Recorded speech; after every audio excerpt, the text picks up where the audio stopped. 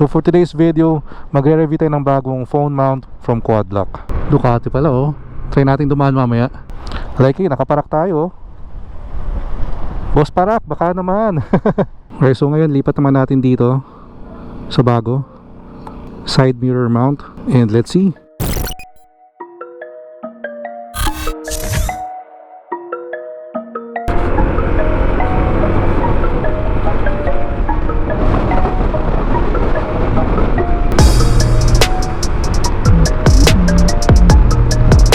Hey, good afternoon everyone. Welcome to Newbie Rides. So for today's video, magre-review tayo ng bagong phone mount from Quadlock. So ito yung una nating ginagamit na phone mount from Quadlock, yung handlebar mount. May vibration dampener din sa ilalim. Nagamit na naman natin to, pero review natin ngayon para we can do a quick side-by-side comparison.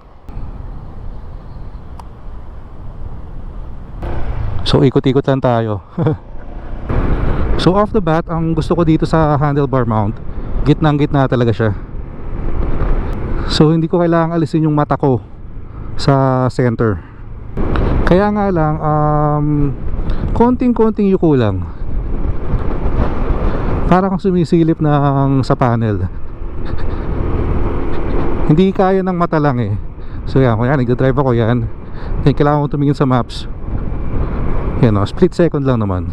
If you're using navigation naman, hindi mo naman kailangan tumingin ng matagal eh. Diba? Yung split second yun, kita mo na yung direction dapat mong puntahan kung nasaan ka.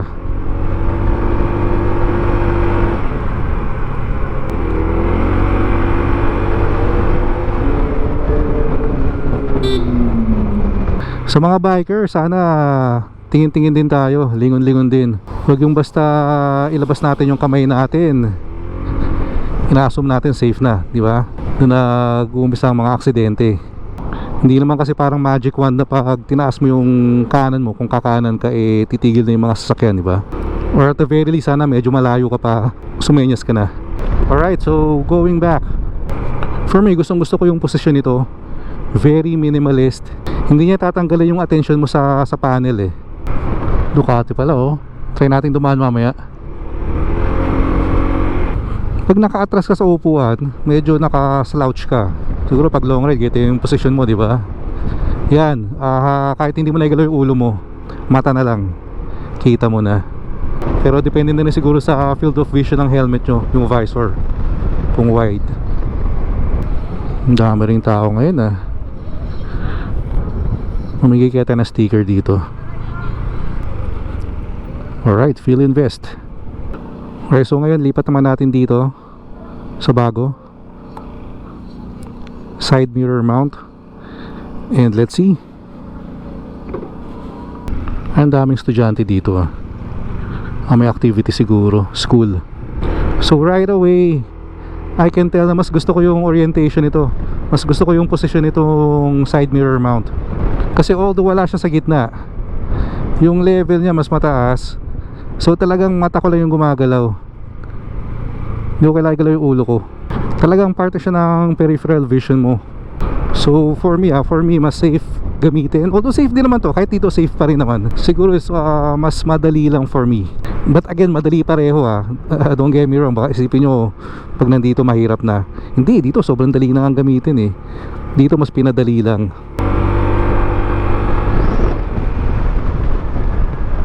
Ang nakikita ko lang na challenge dito, kasi nagpaplano na ako magpalit ng side mirror eh. Nagtitingin na ako. So I'm not sure do sa mga aftermarket na side mirror kung pwede to. Tingin ko pwede naman, kasi may tatlo namang spacers na kasama. So regardless kung gaano kataba or kapayat yung stem ng side mirror nyo, meron kayong meron yung tamang fitting itong Quadlock.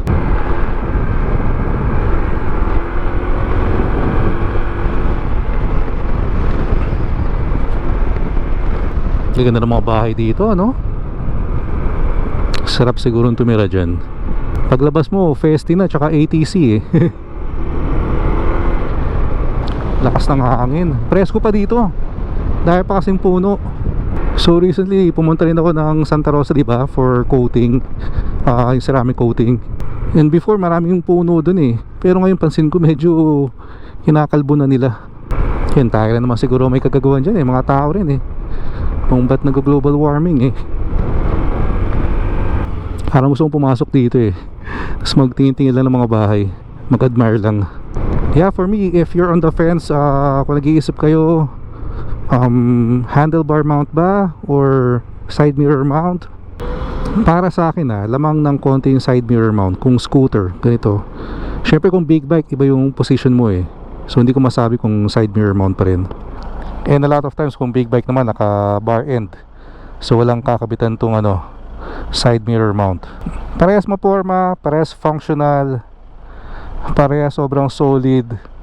You can go wrong with either, pero for me siguro ito muna yung gamitin ko for now, yung side mirror.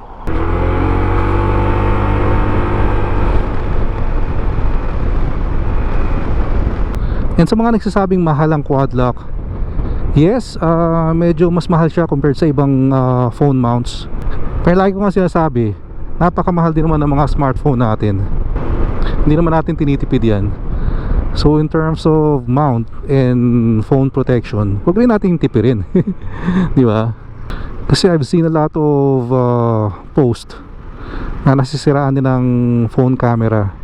Kasi kahit anong motor naman yan, ramdam man or hindi, may mga high frequency vibration yan. And for quad lock, yung sa vibration dampener, yun ang tinatanggal niya, yung high frequency vibration. Hindi ko na isusugal, pero binabayaran mo rin naman yung pagka premium ng product napakatibay ng mga quad lock products. Talagang pagbili mo yan, isang bilihan lang yan. Hindi ka na yung tipong bibili ka ngayon tapos magpapalit ko ulit. Diba? Mga doble gastos, doble triple gastos. So far, enjoy na enjoy ko to ganda ng visibility niya. First time ko lang din kasing gumamit ng side mirror mount. Although matagal na akong quad lock user, kahit sa MT-03 ko pa lang, pero laging handlebar mount yung ginagamit ko. And again, shout out to quad lock. Nakakatuwa lang kasi quad lock ang isa sa mga unang brands na nagtiwala sa atin, napansin tayo, sumusuporta. So nagpadala sila recently ng mga products nila. So sobrang nakakataba lang ng puso. Pero at the same time, naisip ko lang din, kasi syempre may mga ni-reach out din naman tayo ng mga local brands. Pero yun nga, talagang yung foreign brand pa yung unang makakapansin sa'yo, susuporta. Sa local social media scene kasi ang tingin ko dyan talagang labanan ng followers. So yung mga maraming followers lang ang talagang pinapansin ng mga brand sa atin. So tuloy-tuloy lang ang grind siguro hanggang sa may makapansin sa'yo, di ba? May mga sumuporta pang iba.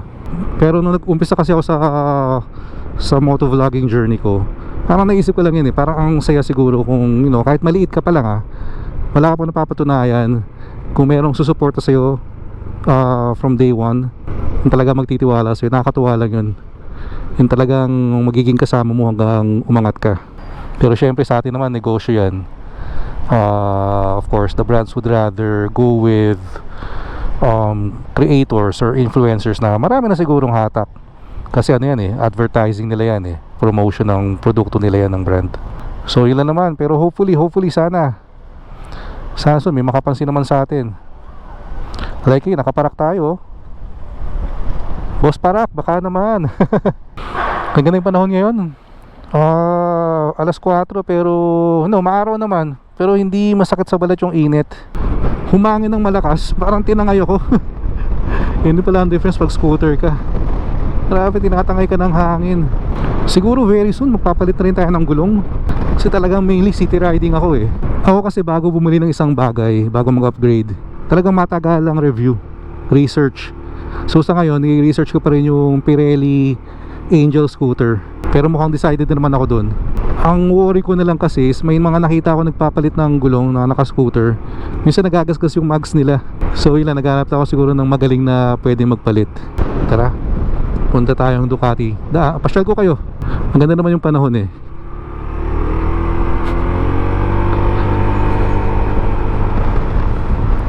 Napaka-nimble talaga nitong itong ADV. Nakakatuwang gamitin. Dito may mga pangit na ano, lubok oh. May mga pangit na part. And ito lang, kinakain niya lang eh. So bago tayo pumunta Ducati pala, favor na rin, if you're not yet subscribed, please click the subscribe button below and like and share the video. Maraming salamat. So tara, Ducati time. Bigyan ko yan ng style ha, turuan ko kayo. Pag pupunta kayo ng Ducati Alabang, tapos nakamotor kayo, para hindi kayo mahirapan sa parking, ito ang style dyan.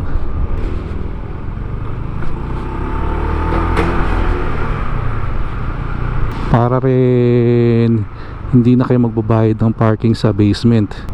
Ayan, erekta nyo na dito. Di ba? Ay, hindi ko pala napakita sa inyo to kanina. Naka seat cover na tayo. Ito yung anti-pusa seat cover.